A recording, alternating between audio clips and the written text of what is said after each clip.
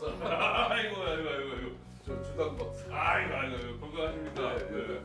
이런 정치인들이 요리를 직접 하면서 그 만든 요리를 그걸 들고 찾아간 사람이 누군 줄 압니까? 누구예요? 작고하신 박원순 서울시장이에요.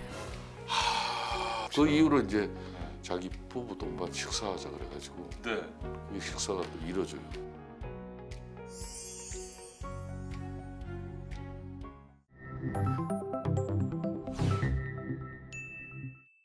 짧은 시간 동안 깊은 이야기를 끌어내야 되기 때문에 좀 네. 친숙한 호칭을 불러야 되겠습니다. 제가 옵션을 3개 드릴게요. 뭐 덜게? 네, 형님.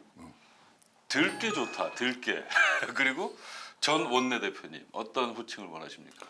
덜게 형님도 괜찮고. 들깨 형님. 알겠습니다. 들깨 형님. 들깨는 왜 들깨예요? 그 20대 후반에 그때 가족들의 생계와 저 대학 학비를 벌려고 사우디아라비아 중동 건설 그렇죠. 현장에서 제가 노동을 한 적이 있어요. 꽤 오래 계셨죠? 네. 2년 채 안 네네. 되었는데 그때 사우디는 문화가 없어요. 뭐 소주를 한 잔 할 수 있고 뭐 당구를 치고 뭐 그런 문화가 없어요. 네. 그냥 무미 건조한 생활이죠. 낮에는 뭐 그냥 그 50도 되는 뭐 그런 무더위 속에서 노동하고 밤에는 이제 지쳐 쓰러져 뭐 자고 그 휴일날 이제 그 미국의 그랜드 캐년 같은 그런 그 사막 거기에도 보면 협곡이 있어요. 그런데 가면은 멍을 때리죠. 쉽게 말하면. 시간 죽이는 거구나 그냥. 그냥 그게 휴식 겸 이렇게 이렇게 계곡 이런데 높은 데서 앉아서 이렇게 뭐 한 서너 시간 멍 때리고 있다 보면은 어느새 해가 져가지고 밤이 꽤 깊었어요. 그러니까 그 삭막한 곳에서도 소리가 들리는 거예요. 네. 그게 이제 들깨들 소리예요. 이 들깨들은 물이 지어 다니거든요. 그래서 황량한 그 사막에 버려진 들깨. 제가 이 들깨라는 별명이 우리 보수 정당에서 만들어진 게 2018년 제가 원내대표 시절에 네네네. 내가 정견 발표장에서 그때 뭐 춥기도 추운 날씨였습니다만은 엄동설안에 버려진 들깨처럼 우리는 처절하게 이제 야당으로 돌아가서 싸워야 한다. 그래서 엄동설안에 버려진 들깨. 의미가 있네요. 그 이후에 이제 뭐 기자들도 뭐 들깨라는 표현을 좀 쓰고. 좋습니다.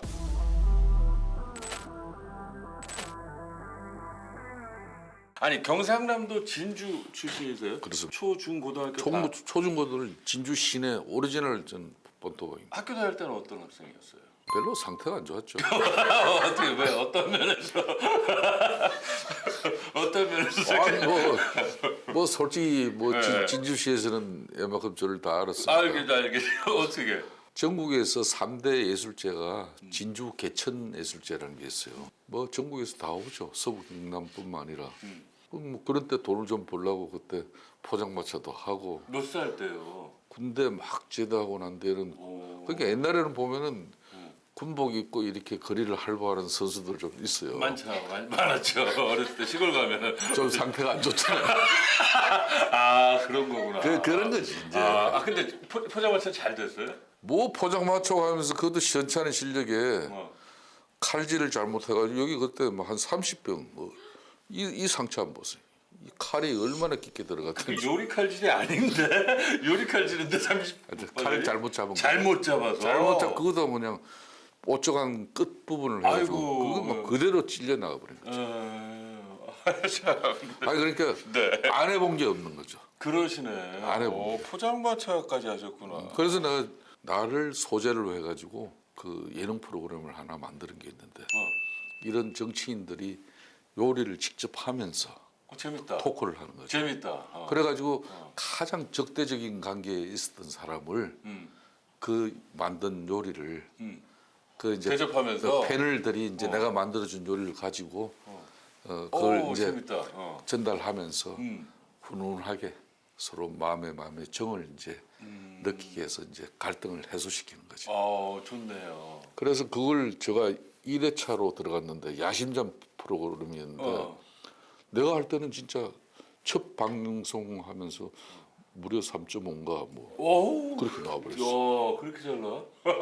난 실제로 요리가 잘 되니까. 아, 그렇죠, 그렇죠, 그렇죠. 그리고 그때 의외의 뭐 모습이지. 인삼 뭐 이런 저 갈비탕 그리고 잡채, 오색 잡채 뭐 몇 가지 요리 아이템을 주는데 네네. 이건 뭐 레시피 보고 하는 게 아니라 나는 그대로 그냥 다 해버리니까 놀래버리는 거야. 아, 그렇겠네요, 진짜. 심지어 계란도 쫙 팔아가지고 고명까지 만들어가지고 쫙쫙 올려버리니까 오, 네. 그렇게 해서 찬압을 4개 이렇게 차곡차곡 찬압을 어. 해가지고 어. 그 배달된 사람이 그때 이제 지금 MC 하고 있는 전현무, 박명수, 개그맨 이런 사람들이 그걸 들고 찾아간 사람이 누군 줄 압니까? 누구예요? 작고하신 박은순 서울시장이에요. 그랬어요. 아, 그 찾아봐야겠다. 그럼 찾아보세요. 네, 네. 그러니까 박은순 시장이 그냥 감동이죠. 그렇겠다. 사실상 내가 이제 박은순 시장하고 많이 싸웠어요. 그렇죠. 네. 정치적으로 많이 부딪히고 네, 맞아요. 특히 마곡지구 개발 때문에 그랬어. 나는 2009년도에 오세훈 시장하고 마곡지구 개발에 첫 삽을 텄는데 네. 그때는 이 마곡지구 개발의 이익금 중에 상당한 부분을 서울의 서남권 경제의 중심인 이 마곡의 랜드마크가 이 중앙호수공원인데 네. 이게 워터프론트 계획이었어요. 그러니까 그 1조가 넘게 드는 한강물이 여기 들어오고 요트 계류장이 네. 있어가지고 요트가 뭐 한강 오가고, 예. 그리고 그러려면 올림픽 도로가 지하로 들어가야 될 거 아닙니까? 네, 네. 그 위에 한강물이 들어와야 되니까. 그런 공사 계획이 이미 발표되고 대우건설에서 펜스 치고 공사를 하고 있는데도 불구하고 오세훈 시장 이 친구가 말이야 쓸데없는 짓을 해가지고 시장 사퇴하고 난 뒤에 박은순 시장이 들어서고 난 뒤에 이 개발 계획을 확 수정해 버리네. 그래서 싸우게 된 거예요. 오랫동안 싸웠죠. 내가 일화를 하나 소개시켜 드릴게요. 이 LG 사이언스 파크도 백색 가전이 LG가 훨씬 우월했었어요. 근데 어느 날부터 이게 삼성에 밀리기 시작했습니까? 네, 네. 그 밀리는 여러 가지 요인 중에 하나가 R&D예요. 삼성은 수원 이남으로는 안 내려갔는데 LG 같은 경우는 평택, 그러네요. 네. 구미, 창원, 지방을 막 내려갔다. 그리고 그 우수한 고급 인력을 R&D 인력을 뽑아놓고 그래서 그 사람들이 그만두고 자꾸 그런 요인이 있었다. 그래서 일리 있다. 구본모 회장이 이런 R&D를 융합 복합으로 한 곳에 집약시켜야 된다. 그래야 시너지 나온다. 그 꿈을 늘 가지고 있어요. 네. 그 꿈을 실현한 곳이 바로 여기예요. 그게 LG 사이언스 파크예요. 그걸 이걸 12개 LG 계열사가 LG전자를 포함해서 다 들어오기로 돼 있는 건데 박은순 시장 딱 되자마자 शे강경 쓰고 뭐 LG 사이언스 부지를 절반밖에 못 준다 이러니까 LG는 여기 그럼 못 한다 그러고 난 맨날 그때 우리 지역 주민들 모셔가지고 시청 앞에 가서 맨날 이거 했지. 박은순 시장. 싸울 일이 그래서 많으셨네. 많이 싸웠어. 그러네요. 국회 그러네. 본회의장이고 국정감사고 맨날 가면 나 박은순 시장 그 자꾸 하신 분한테 나 참 마음에 안 됐는데 네, 네. 그 예능 프로그램 그걸로 그러니까. 이거 그 꼭 내가 직접 찾아봐야겠다. 손수한 그 음식물을 이렇게 받아들고 본인이 감동을 한 거지. 그 그렇죠. 이후로 이제 자기 부부 동반 식사하자 그래가지고 네. 그게 식사가 또 이루어져요. 아, 그래요. 예. 저희 이 프로그램 하면서 이렇게 비사 같은 거 들으면 참 너무 재밌어요. 아, 이런 일이 있었구나. 아니, 그 형님 아시는 분들은 다 알지만 그 한국노총 출신이란 말이에요. 근데 네. 입당하실 때 한국노총이 입당하는 당은 아니잖아요, 보통. 그렇습니다. 보통 이제 왜 노동계에서는 흔히 그렇죠. 말하는 노동계를 대주주로 이렇게 만들어진 정당이 정의당이죠. 그렇죠? 그렇죠. 과거에 노동당이었고 그렇죠. 이게 네. 지금의 정의당이죠. 네. 그리고 보통 흔히 말하는 진보 정당, 좌파 정당이라 그러는 민주당을 아무래도 노동운동 출신들은 선호할 수밖에 없어요. 그렇죠. 근데 어떻게 근데 저 보수정당을- 같은 경우는 네. 이제 노동운동을 제가 한 2년, 어, 2, 3년 한 것 같아요. 그렇죠. 제가 이제 보수 정당으로 이렇게 간 것은 그것도 참 운명이고 숙명이라고 봐요. 또 궁금해요. 왜 그렇게 됐는지. 제가 1990년, 80년대 그때는 노동운동이 정치 활동이 보장이 안 된 시절입니다. 김대중 대통령이 당선되고 난 이후에 노동운동의 정치 활동을 보장해줬어요. 풀어줬어요. 네네. 노동운동가 중에서 행정을 경험하고 정치를 경험한 1호가 저입니다. 그 첫 발은 민주당으로서 했죠. 그렇겠죠. 제가 서울시의원을 네, 했었어요. 당연히 그렇겠죠. 네. 그때 이제 서울시의원을 하면서 이 강서구청장 제안도 받고 뭐 했지만은 나는 그때 바로 정치를 진출하는 게 목적이 아니었어요. 노동운동을 하면서 늘 노동자들의 이런 근로조건 개선이나 삶의 질 향상을 위해서는 늘 기업만 상대해가지고는 이 문제가 풀어지지 않는 거죠. 국회에서는 입법 활동을 통해서 여러 가지 법적 제도적 장치가 뒷받침돼야 되잖아요. 그래서 정치가 필요한 것이고 또 지방자치도 도움을 줘야 된다. 그래서 이제 내 자신이 행정을 한번 이야기해 보자. 네. 맨날 그 사람들을 적대시하고 뭐 이렇게 싸우는 타도 대상으로 삼을 게 아니라. 네. 그래서 제가 이제 직접 행정을 경험한 거죠. 저는 노동운동을 하면서 제가 주 5일제 뭐 알죠. 네. 우리 대한민국의 사회적 대변혁을 이끌어온 주 5일제 맞아요. 네. 이 협상의 주역이 알고 저였어요. 있습니다. 네. 그러니까 대단한 거죠. 네. 그게 이제 노사정위원회에서 음. 김대중 대통령께서 그때 참 훌륭한 대통령이었던 게 그때 IMF 구제금융이 우리 정부에 요구한 게 정리해고제. 법에 이걸 명시해라. IMF가 돈을 치면서 구제금융을 지원해주면서 이런 걸 막 요구를 해요. 네. 그리고 오늘날 비정규직 눈물의 씨앗이라는 게 파견근로제라는 게 그런 때 다 만들어진 겁니다. 그걸 김대중 대통령 시대 노사정위원회에서 좋아 우리가 이 IMF를 극복하기 위해서는 노동계에서도 우리가 희생이지만 참여해서 그래도 합의가 돼요. 그래서 법 개정도 되고 네. 건모의 운동 이런 걸 통해서 국민들이 사회 통합을 위해서 다 1년 만에 극복하고 난 이후에 김대중 대통령께서 그때 훌륭한 게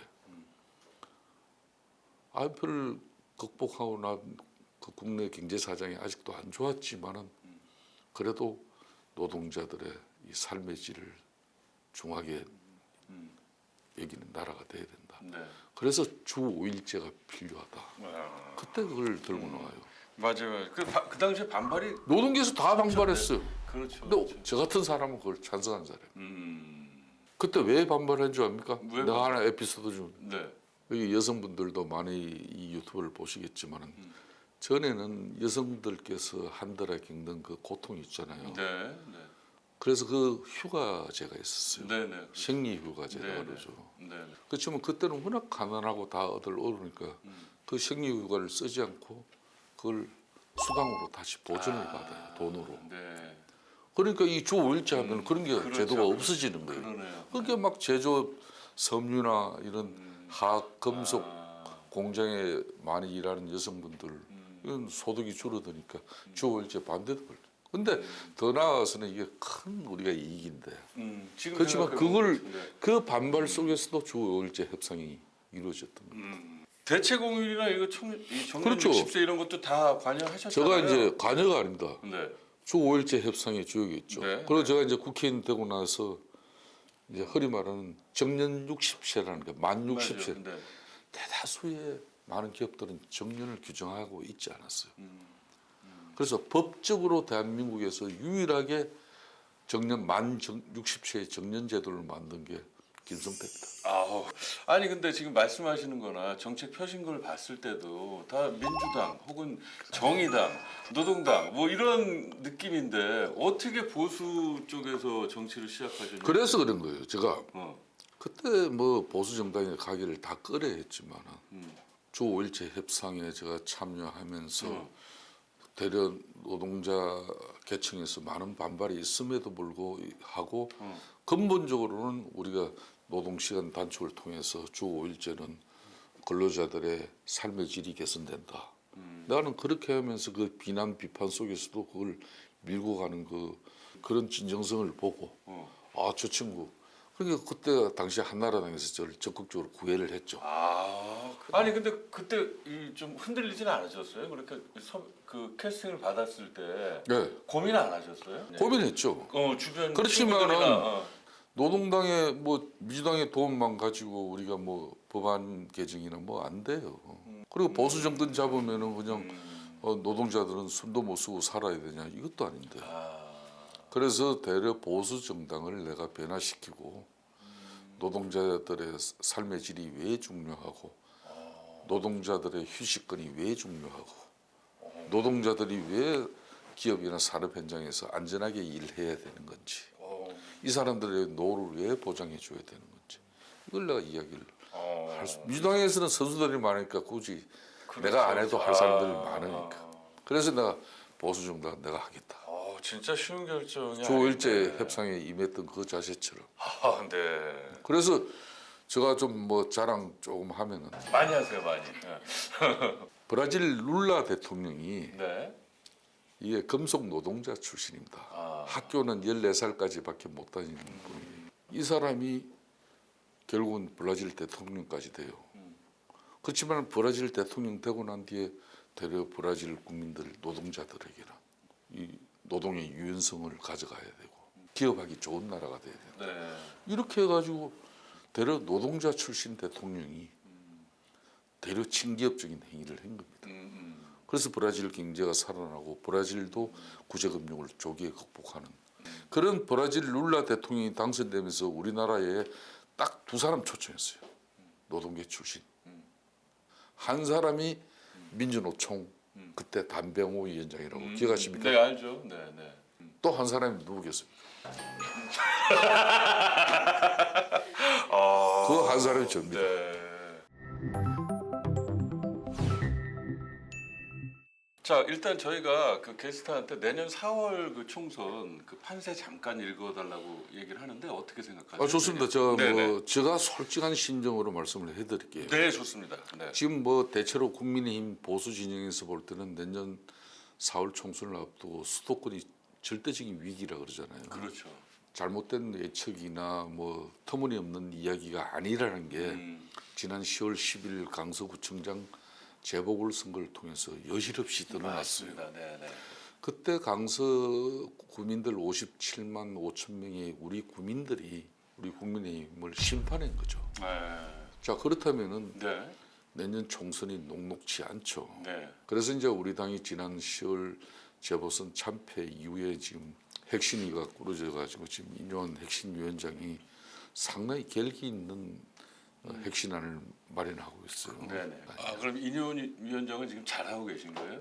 지금 우리 국민들이 지난 10월 재보궐 선거에서 우리 국민에게 인정사정 없이 해초를 들었던 거기에 부응하는 어떤 그런 우리 핵심위의 활동이라고 보고 있습니다. 네. 또 아울러서 이제 윤석열 대통령께서도 국정 기조나 통치 스타일을 좀 대국민 소통이나 언론 포함한 국정 운영의 방향이나 뭐 철학은 상당히 훌륭하고 좋아요. 그렇지만은 그걸 실현시켜 나가고 실천시켜 나가는 데는 보다 섬세한 디테일이 필요한 거거든요. 제일 중요한 게 소통이죠. 네, 네.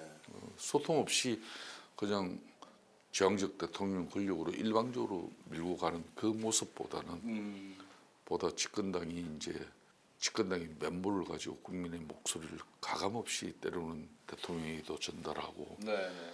정부에게도 채찍질을 가하면서 또 책임지는 또 집권당의 모습으로 네, 네. 우리가 거듭 태어나는 그런 여러 가지 역할을 지금 핵심회와 함께 이루어지고 있습니다. 네. 아니 그럴 때일수록 좀 움직이실 거라고 예상을 했는데 어쨌든 뭐 꽤나 오랜 시간 조용히 계셨어요. 제가 이제 그때 조용하게 언론에만 안 나가고 음.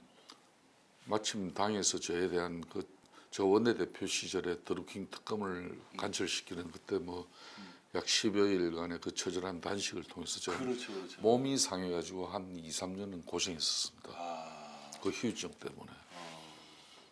그래도 문재인 정권이 무너지는 그 단초가 드루킹 특검에서 비롯됐기 때문에 그걸로 문재인 정권의 정통성도 촛불 민주주의 정권이라는 그 정통성도 무너져 버리고 후계자 김경수 경남지사도 그분도 깜빵을 가게 됐지 않습니까? 그래서 그 이후에 이제 저도 정치적 보복을 좀 많이 당했죠. 원내대표 이후에 네. 힘든 시간 보내면서 그래서 제가 이제 몸도 회복할 겸 그럼 우리 당에서 이제 저를 예우를 해줬습니다. 당 중앙위원회 의장으로 이렇게 당시 김종인 비대위 체제에서 중앙위 의장으로 저를 이렇게 이제 당에서 실질적으로 예우를 해줘가지고 중앙당에서 정권 교체 작업을 실제로 다 했습니다. 직능을 총괄하는. 그러니까 대외적으로 대선의 절반이라 그러는 직능 분야를 그때 제가 총괄하면서 정권 교체 작업을 하고 있었죠. 아니 방금 말씀하셨지만 그때 드루킹 때 우리 그 며칠이나 단식을 하셨어요? 9박 10일 했죠. 9박 10일. 근데 그게 후유증이 그렇게 오래 가나요? 대체로 이 보수 진영의 의원들은 부모님들 잘 만나고 또 좋은 교육 받고 해서 밑바닥에서 뭐 이런 투철한 뭐 저항이나 이런 걸 투쟁을 잘 경험해 본 사람이 없어요. 저 같은 사람이 그렇죠. 하태경하고 몇 명밖에 없죠. 그렇죠. 네. 그래서 이제 그때 당시도 제가 원내대표실이나 국회 로텐더 홀에서 이걸 단식 투쟁을 하면은 한 달을 해도 아마 민주당의 의원들은 눈도 깜짝 안 할 거예요. 거기는 뭐 민주당 인권운동가나 학생운동, 뭐 네. 그런 노동운동가, 시민사회운동가 쉽게 말하는 선수들이 너무 많지 않잖아요. 네. 이분들 소시절에 뭐 다 단식 한두 번 안 해본 사람 없거든. 그 사람들이 야, 저 김성태 원내대표 정말 단식 제대로 하네. 저러다가는 정말 죽는데. 난 그런 각오를 한 거예요. 그래서 이제 국회 계단 밑에 노숙 단식이라는 걸 합니다. 대한민국 헌정 역사상 처음으로 노숙 단식을 한 거죠. 낮에는 5월 초에 그 따가운 또 햇빛이 있지만 밤에는 추웠어요. 그 5월 초지만은 뜨거운 아주 두꺼운 돗바 잠바 입고 밀짚 모자 쓰고 그렇게 뭐 앉아 있다가 밤 되면 거기에 그냥 비누로 한 장 이슬 피하는 정도. 그런 노숙 단식을 했죠. 그 이재명 대표 20 며칠 했는데 진짜 그러니까 그때 이제 단식 과정에 비교 자료 화면이 많이 나갔잖아요. 그러니까 정상인이 단식 3일만 지나면은 오장육부가 뒤틀어지고 한 5일 정도 지나면은 그냥 상대가 말 걸어오는 것도 귀찮고 자신이 말하는 것도 힘들어요. 네, 그럴 것 같아요. 저 경험으로는 한 7, 8일 되니까 밤에 그냥 불안해서 거의 잠을 못 잤죠. 그냥 숨도 가빠지고 이상한 정신이 막 생기는 거죠. 이러다 이게 죽는 거구나. 엄청난 불안이 엄습해오고 제가 그 단식을 마치고 이제 병원에 실려갔는데 뭐 급한 상황을 이렇게 좀 조치하고 난 이후에 의사가 처방한 약이 공황장애 약. 그럴 수 있죠. 네. 공황장애 약을 처방해서 그걸 보니까 신기하게 마음이 이렇게 팽팽. 릴렉스 시키는 거니까. 요즘은 이제 좀 왕성하게 방송을 하세요. 그래서 한 6개월 전부터 이제 맞아요. 본격적인 뭐 언론 활동도 하고 지역 활동뿐만 아니라 많은 대내적인 활동을 속도를 이제 가열차게 올리고 있습니다. 그래요. 아니 그리고 워낙에 또 이렇게 말씀하시고 그럴 때 좀 예능적으로 끼가 좀 있으신 편인 것 같아요. 제가 방송을 해봤을 때도. 우리 김 박사. 우리 옛날에 판도람 때리고 저녁에 소주도 먹어봤지만 그렇죠. 내 자신이 별로 내세울 게 없는 사람이에요. 네. 보통 우리 보수 진영의 우리 국민의힘 같은 경우는 세 가지 분류가 있어요. 하나는 정치인 집안의 자식이야. 두 번째가 보면은 이제 경제적 뒷받침이 잘 되는 보통 집안 여건. 이렇게 좀 돈이 많다는 거지. 어렸을 때부터 정치할 때 돈이 걱정되면 좀 상당히 어려운데 그런 이미지. 그런 분들이 또 한 부류가 있는 거고 세 번째가 이제 그래도 전문성을 가지고 뭐 좋은 교육 받으면서 좋은 부모 만나서 좋은 교육 받고 유학 갔다 오고 그래서 전문성이 좀 쌓여가지고 인정받는 사람들 그런 분들이 크게 세 부류가 있고 그 30 하면 90이잖아요. 나머지 10%가 이제 우리 같은 사람들 그 세 가지에 해당도 안 되면서 그렇죠. 그러니까 밑바닥에서부터 막 이 생존하기 위해서 살아남기 위해서 늘 처절한 몸부림이 특히 몸에 배어 있죠. 그러다 보니까 인간적인 모습으로 늘 사람들하고 대하고 소통하고 내가 내일 별로 내세울 게 없으니까 내가 뛰어난 학출도 아니고 어렵게 뭐 돈 좀 생기면 학교 가고 그 하실 얘기 다 하시는 스타일인 것 같아요. 그러니까 방송에서도. 내가 네. 뭐 내가 그렇게 뭐 경제적으로 뭐 치부를 많이 할 수 있는 그러니까 사람도 아니고. 인터뷰나 방송할 때도 이렇게 그러니까 솔직한 모습들이 그 대중들한테는 좀 친근하게 느껴지지 않나 그런 생각이 들어요. 여기에서만 어쨌든 험지였는데 삼선을 내리하신 거잖아요. 여기도 우리 보수 정당으로서는 30년 만에 내가 내리 삼선을 만들었죠. 와, 그걸 할 수 있었던 것은 이 강서을 지역이 특히 항공산업 종사자들이 우리 지역에 많이 살아요. 그렇겠네요. 네. 노동자들이죠. 그렇죠. 네. 뭐 비행기 계류도에 갖다 대면 빠르게 올라가서 청소하시는 아줌마들 전부 우리 지역에 사시고, 아, 그리고 뭐 밖에 비행기 기름 넣으시는 분들 뭐 다 뭐 화물 내리시는 분들 다 노동자분들이 우리 지역에 사시죠. 지하철 5호선, 9호선 차량 기지 있으니까 그분들도 다 근로자들. 네, 네. 여기가 ben방이니까 버스 종점 많으니까 음, 버스 차고지에 다 기사분들, 정비사들, 네, 네. 택시 차고지 수십 개죠. 아, 택시 기사분들. 그 사람들하고 끊임없이 소통하고, 제가 한때는 우리 보수 정당에 제가 주당 남부 5였습니다. 네. 우리 아우님도 뭐 이거 알아주지 마라. 내가 그 드루킹 단식 이후에 몸에 고장이 생기면서 나오는 증상 중에 면역 체계가 막 무너지면서 아, 그렇죠. 이렇게 갑자기 날이 추워지면은 엄청 딴 사람보다 배 이상으로 추워지고 더우면은 금방 더워서 못 견딜 정도로 그게 면역 체계가 무너져요. 그렇죠, 그렇죠.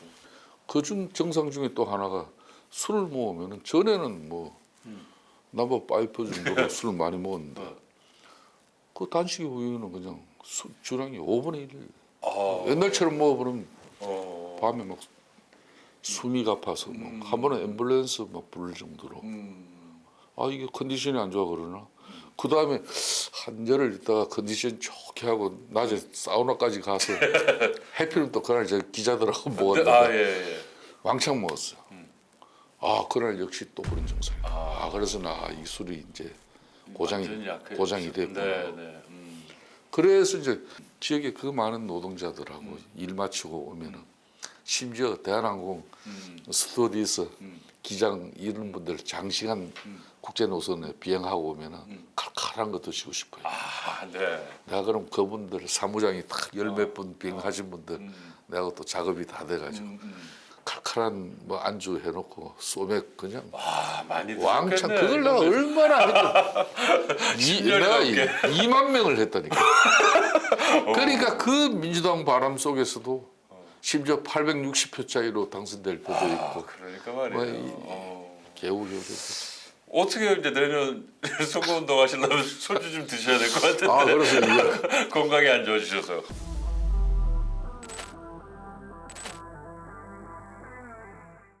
자, 형님 워낙에 방송 잘하시고 순발력 좋으시니까 이제는 좀 가볍게 좀 진행을 하겠습니다. 제가 인물 이름 뭘 자꾸 남의 대본을 봐요. 대본을 보는 게 아니고 아니 뭐 끝났어요 이제 거의 다. 뭘 또 새롭게 시작하는 아니 것처럼. 금방이에요. 이게 짧아. 자, 제가 이제 어떤 사람 이름을 얘기할 거예요. 그럼 그분을 5글자로 표현해 주시면 돼요. 자, 김무성 전 대표 5글자로 표현하면 어떻게 될까요?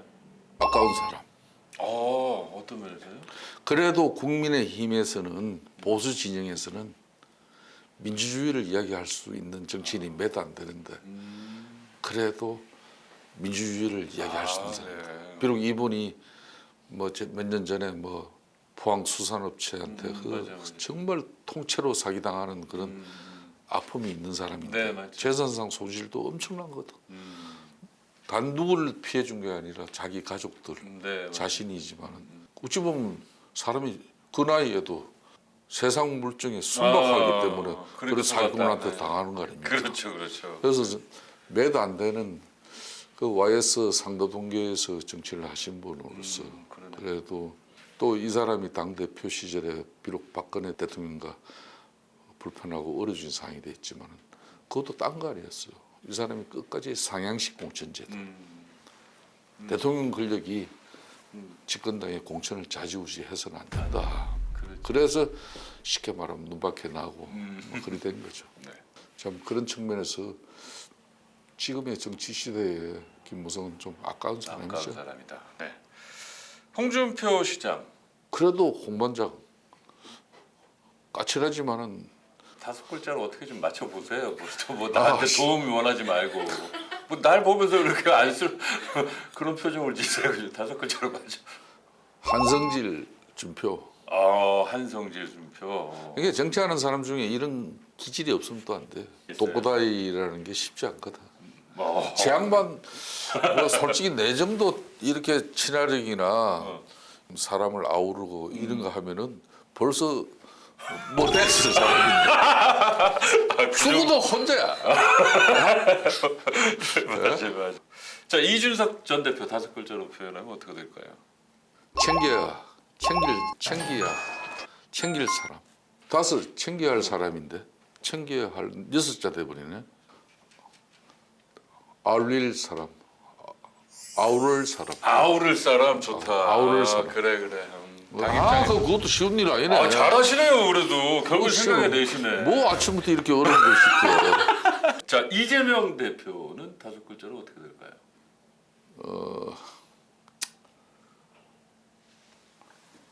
비운의 정치.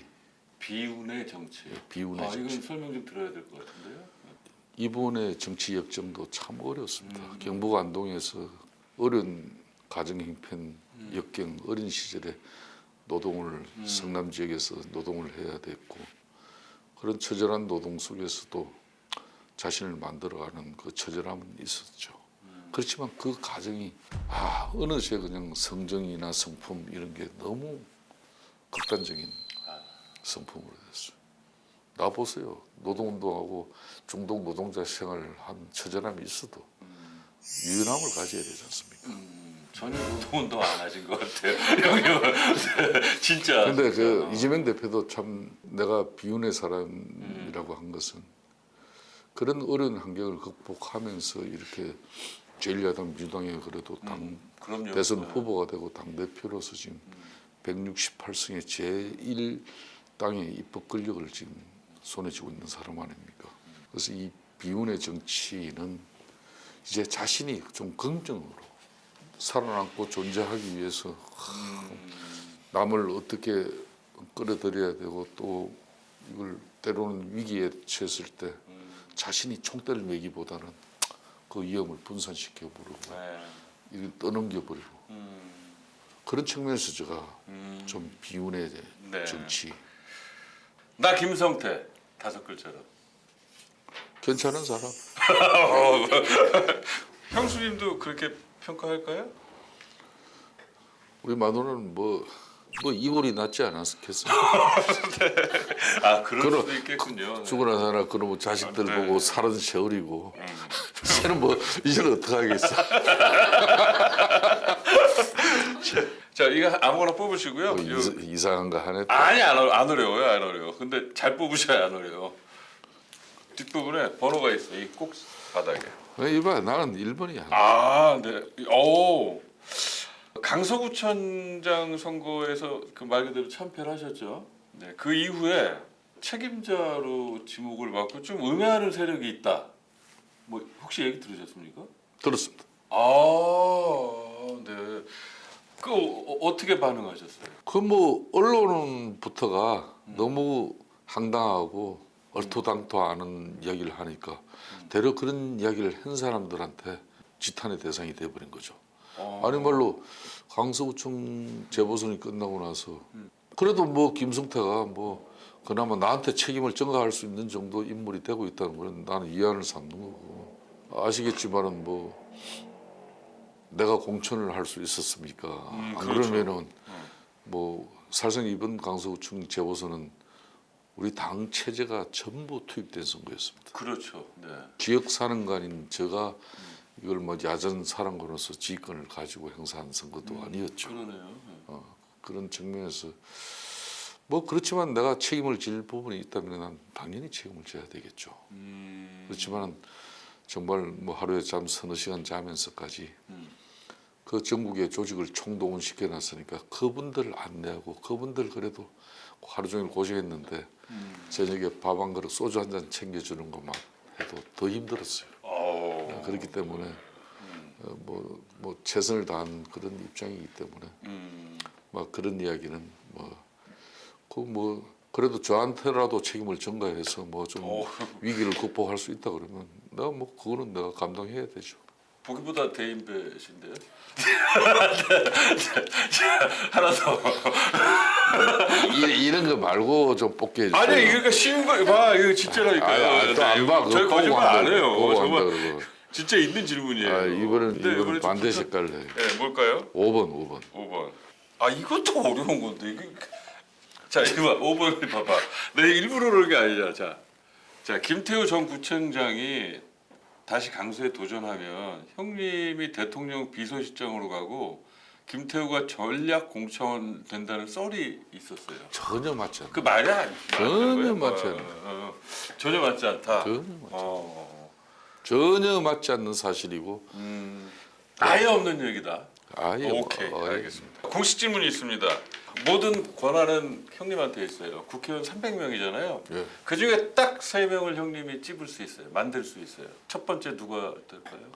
나 포함하셔도 됩니다. 이미자, 배현진, 예? 이미자, 배현진. 나 포함하셔도 된다. 나까지 포함하면 뭐 그 좀 그런. 아 그래요? 일단은 다 국민의힘 쪽이고 일단 두 분. 하나 또 누가 있을까요? 나도 볼게. 그럼 그래야지 가서 그게 정치하시지. 솔직한 거지. 그럼요. 세 명밖에 쓸 아니 대부분 그렇게 말씀하세요. 솔직하게 말씀. 참 어려운 거야. 자 마지막 질문입니다. 인간 김성태의 꿈이 있고 정치인 김성태의 꿈이 있습니다. 인간 김성태의 꿈은 뭘까요? 저는 뭐 그 MBN 그 나는 자연이라는 그 프로그램을 시간 나면은 제방까지도 나는 막 틀어봐요. 네네. 그런 거 보면서 나는 그걸 배워요. 배운다기보다는 나도 언젠가는 저렇게 돌아갈 것이다. 지금 가지고 있는 것은 나는 다 부질없고 필요 없다. 뭐 내 몸뚱아리 하나 좀 기거하고 먹을 수 있고 또 비나 태풍, 추위 피할 수 없는 공간 막 이 정도면은 내 만족하고 행복하게 그렇게 내 삶을 좀 정리하면서 이런 생각이 드네요. 나는 자연이다가 좋은 프로그램인지 아니면 국회의원이라는 자리가 정말 힘든 자리인지 의외로 이런 말씀을 해주시는 의원들이 많이 있어요. 딱 뭐 제가 뭐 아닌 말로 저는 대통령이나 뭐 그런 큰 야심찬 꿈을 가진 사람이 아니에요. 내 딱 한계, 내 한계는 수도권 정치인으로서 그것도 보수 진영에서는 좀 험질하고 일컬어지는 이런 곳에서 제가 한번 다시 더 지역 주민들이 기회를 주신다면 이 천박해진 정치 청산해내고 정치가 정치다운 그런 국민들이 이런 정치를 있구나 이런 정도를 보여주고 싶은 그 마지막 그 꿈을 이제 실현하기 위한 몸부림이죠. 그리고 사회에는 늘 잘나고 뭐 똑똑하고 괜찮은 사람보다는 그래도 그 사람들과 경쟁하면서 밀린 사람들, 또 몸이 불편한 사람들, 가정 형편이 어려워서 뭐 이런 소외되고 뭐 이런 취약계층들이 괜찮은 나라 안에 그러고 살아갈 수 있고 정치도 그래도 이 흑수저들이 뭐 진짜 고관대장 정치인 집앞 자식들 훨씬 좋은 기분이지. 유승민이 지 아버지 국회의원 했지. 정진석이도 지 아버지 국회의원 했지. 누구 타이타이면 지 아버지 뭐 비서실장 했지. 누구 뭐 장관 했지. 이런 거보다 그래도 사우디 노동 현장에서 노동한 김성태 같은 정치인도 좀 우리 당에서 많이 좀 들어와 가지고 정치가 이런 국민들 상과 괴리되지 않는 맞아요. 그런 걸 내가 마지막으로 한번 하고 싶어요. 그러니까 제가 보기에 인간 김성태의 꿈은 이루어질 것 같고요. 정치인 김성태의 꿈 지금부터 차근차근히 하시면 뭐 충분히 뭘 차근차근 해요. 잘하고 잘해 오셨으니까 저희들도 응원하겠습니다. 그래, 좋은 결과 얻을 거라 생각합니다. 뭐 마곡지구에 이렇게 좋은 스튜디오가 있어서 다음에 또 뭐 시간 되면 밥 사주세요. 지금 내가 백수니까 자네가 좀 당연히 내년에 대구라면 내가 좀 세게 쏘고 자네가 좀 낫지 않나?